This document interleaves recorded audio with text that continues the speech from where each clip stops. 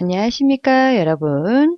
자, 이번 시간에는 이 테스트 파워포인트 시험에 대해서 알아보도록 할게요. 자, 이 테스트는 프로페셔널 버전으로 파워포인트, 엑셀, 그리고 한글 세 가지의 시험을 치르게 됩니다. 자, 워드, 엑셀, 파워포인트 세 가지 중 우리는 파워포인트에 대해서 알아보도록 할게요.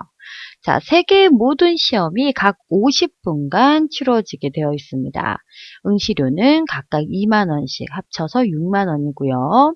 자, 파워포인트와 엑셀은 MS 오피스에 관한 버전으로 사용을 하고요. 워드 같은 경우는 한글 혹은 MS 워드 뭐 그런 버전에 의해서 나누어지게 되어 있어요. 자, 그 다음 우리 프로페셔널에 대한 세 가지 과목 등급에 대해서 알아보도록 할게요. 자, 시험 등급 자체가 워드는 400점이 만점이고요. 엑셀은 300점, 파워포인트도 300점이 만점입니다. 그 중에 1급이 되려면 360점에서 400점까지, 엑셀은 270점까지, 파워포인트도 270점까지가 1급에 속하는 내용이에요. 자, 워드가 100점이 더 많죠. 자, 이렇게 1급, 그리고 2급, 3급, 4급으로 구분이 되어 있습니다. 자, 그런데 1급이 가장 높은 급수기 때문에 우리가 자격증을 취득한다는 목적이 그 과목에 대한 어느 정도의 처리 능력을 가지고 있다라는 것들을 증명하기 위해서 자격증을 따는 거죠. 자, 그래서 점수가 가장 높은 1급을 우선적으로 쳐준다고 보시면 돼요. 내가 이 자격증을 따는 목적이 이 프로그램의 사용 정도가 나는 상급이다 라는 것들을 증명하기 위해서 따는 건데 2급, 3급은 상급에 속하는 점수가 안 되겠죠. 그래서 우리는 1급을 목표로 시험을 치르시면 됩니다. 되셨죠? 1급이 목표다 생각하시고 270점까지 받을 수 있도록 노력을 해주셔야 돼요. 그리고 세 가지 과목을 모두 취득하게 되면 마스터라는 자격증이 주어집니다.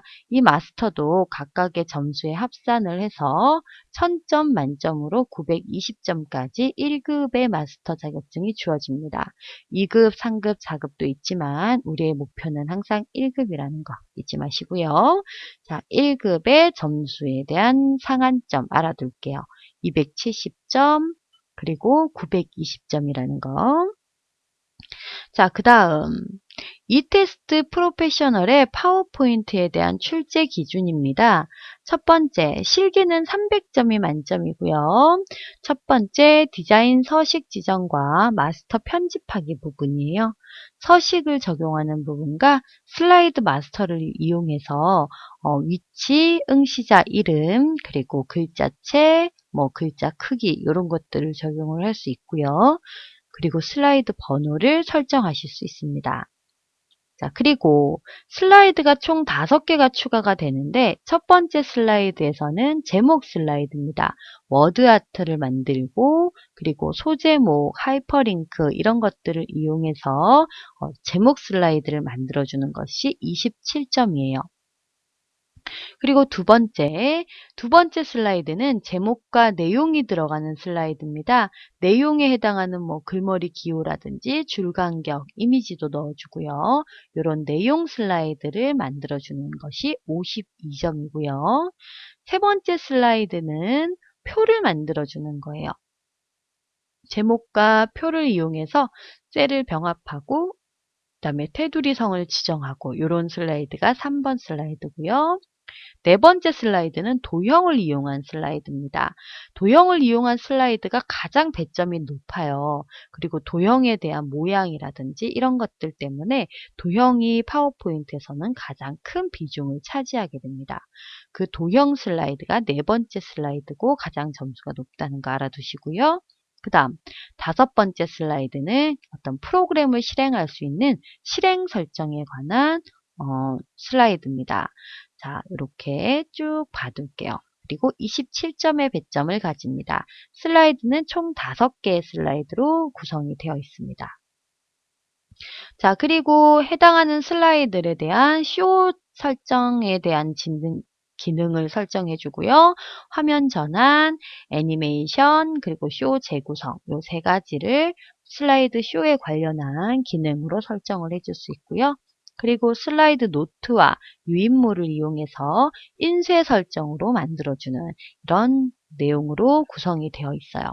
총 300점 만점이지만 가장 중요한 건 이 슬라이드 5개를 어떻게 작성하는가, 이게 가장 큰 배점을 가지고 있다는 거 알아둘게요.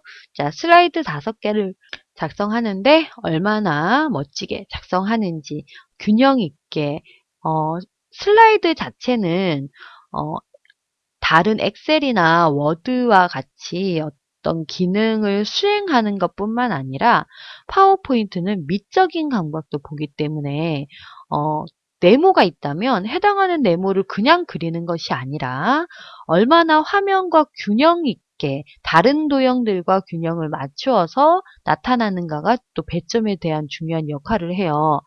네모가 적당한 크기로 그려져야 되는데 해당하는 네모 크기보다 더 크던가 너무 작던가 그러면 똑같은 도형의 구성 요소들이 다 있지만 감점을 당하는 경우가 있습니다. 그렇기 때문에 해당하는 도형 그리고 어떤 개체들의 크기 그리고 본문과의 배치 상태를 적절하게 해주셔야 돼요. 특히 도형 슬라이드에서 그런 배치라든지 화살표의 길이 그리고 각각 도형의 간격들 이런 것들을 잘 생각해서 최대한 우리가 만들어야 하는 슬라이드와 비슷하게 작업을 해주셔야 합니다. 되셨죠? 그래서 파워포인트 자체가 다른 사람에게 어떤 발표할 자료를 만드는 거잖아요. 그래서 남들에게 보여야 하는, 앞에서 발표할 자료로 보여야 하는 파일을 작업하는 것들이기 때문에 최대한 보기 좋게, 남들이 봤을 때 보고서가 보기 좋게끔 만들어 줘야 된다는 얘기예요. 되셨죠? 자, 그렇게 슬라이드를 작성하고 이런 테스트를 하는 부분이 파워포인트에 대한 시험 내용입니다. 자, 시험은 이 테스트의 시험 프로그램에 의해서 이제 나타나게 되는데요. 시험 프로그램 자체가 가로 형태로 나타날 수가 있고 세로 형태로 나타낼 수가 있습니다. 이 테스트의 시험의 특징이 종이로 문제를 출제하지 않아요. 일반적으로 문제는 지면으로 종이로 나타내고 우리는 컴퓨터로 작업을 하는 그런 형태인데 이 테스트 시험 자체는 문제도 화면에 나타나게 됩니다. 그럼 작업 화면과 문제 화면을 어떻게 배치할 것인가에 대한 형태가 가로형과 세로형 이렇게 두 가지로 나타나요. 가로 형태는 문제가 이렇게 가로 형태로 나타나고요. 그리고 작업 화면이 아래쪽에 이렇게 나타나는 형태가 가로형이에요. 세로형은 왼쪽에 문제가 나타나고 오른쪽에 작업 화면을 붙여주는 이런 형태가 세로형입니다. 가로형이 편한지 세로형이 편한지 하나씩 한번 해보시고요. 그리고 나는 가로형이 편하다. 그러면 가로 형태로 시험을 보시면 되고 해봤더니 나는 세로형이 편한 것 같다. 그럼 세로 형태로 시험을 보시면 됩니다. 가로형이든 세로형이든 내가 작업하는 익숙한 화면으로 해주시는 게 좋고요. 그리고 그 화면으로 시험 보시기 전에 계속 연습을 하셔야 돼요. 그래야지 시험 봤을 때 작업 화면에 대한 환경이 틀리지 않기 때문에 적응을 빨리 하실 수 있겠죠. 자, 그리고 시험 문제 자체에 가로형과 세로형을 한번 선택하게 되면 나중에 바꿀 수가 없습니다. 그래서 가로형으로 할 것인지 세로형으로 할 것인지를 처음부터 명확하게 설정을 해놓고 하셔야 돼요. 자, 우리 시험에서는 지금 강의에서는 세로 형태로 작업을 할 겁니다. 세로 형태로 작업을 하고 옆으로 오른쪽으로 작업 화면을 나열하는 세로 형태로 강의는 이루어질 거예요. 자, 여러분들이 만약에 나는 가로형으로 하고 싶다 하시는 분들은 따로 가로형으로 설정해서 작업하는 연습을 조금 해주셔야 합니다. 자, 우리는 세로형으로 진행할 거라는 거 알아둘게요. 자, 이렇게 문제에서 가로형 배치를 선택할 것인지 세로형 배치를 선택할 것인지 선택할 수 있는 화면이 나오고요. 시험 응시를 클릭하게 되면 이렇게 세로 형태의 이런 형태로 작업을 시작하게 됩니다. 되셨죠? 자, 이렇게 우리 이 테스트의 시험 내용을 쭉 살펴봤어요. 이 테스트는 예전에는 국가공인 자격증이 아니었어요. 삼성에서 주관하는 민간 자격증이었는데 이 테스트가 이제 국가공인으로 인정이 되게 되었습니다. 그래서 이 테스트도 국가공인 자격증으로 인정이 된다는 거 알아두시고요. 이 테스트는 일부 대학에서 학점으로 인정이 되기도 하고요. 그리고 일부 기업체에서 승진 시험이라든지 입사 시험에 많이 활용이 되고 있어요. 특히 삼성에서 주관하는 시험이기 때문에 삼성 계열의 모든 회사에서는 전부 이 테스트가 승진이라든지 아니면 입사 시험에 활용이 된다고 보시면 됩니다. 그리고 삼성과 비슷한 계열들, 포스코라든지 아니면 어떤 병원 이런 부분에서도 이 테스트 시험을 많이 보고 있어요. 그렇기 때문에 그런 쪽으로 취업을 생각하시는 분들이라든지 이 테스트에 가산점을 주는 학교에 다니시는 분들은 이 테스트를 꼭 취득하셔서 자격증이 내 취업이나 공부에 도움이 될 수 있도록 해주시면 좋겠죠. 자, 전체적으로 우리 이 테스트에 대한 내용들을 살펴봤습니다. 자, 뭐니 뭐니 해도 우리는 1급을 향해서 간다는 거 그거 꼭 기억해 두시고요. 그리고 온라인 강의의 장점이 잘 모르는 내용들은 다시 반복해서 들을 수 있다는 게 장점이겠죠. 자, 내가 잘 모르고 넘어갔던 내용이라도 다시 한번 돌려서 내가 알 수 있을 때까지 반복해서 들어주시고요. 그리고 제가 말이 좀 빠를 수가 있어요. 여러분들이 조금 이제 템포를 조절해 가시면서 입력을 나는 천천히 하는데 강의는 너무 빨리 가고 있어요. 그럴 때는 일시 정지 같은 것들을 해 놓으시고 입력을 미리 해 놓고 그리고 강의를 들어주시고 하시면 강의를 들으시는데 훨씬 작업하기도 편하실 거예요. 되셨죠? 자, 이렇게 우리 이 테스트 시험에 관해서 그리고 시험의 출제 기준에 대해서 살펴봤습니다. 자, 다음 시간에는요, 파워포인트 화면에 대해서 살펴볼 거예요. 자, 기존 시험이 2003 버전, 2007 버전으로 이루어져 있는데, 우리는 2010 버전으로 이 테스트 시험을 치러 볼 겁니다.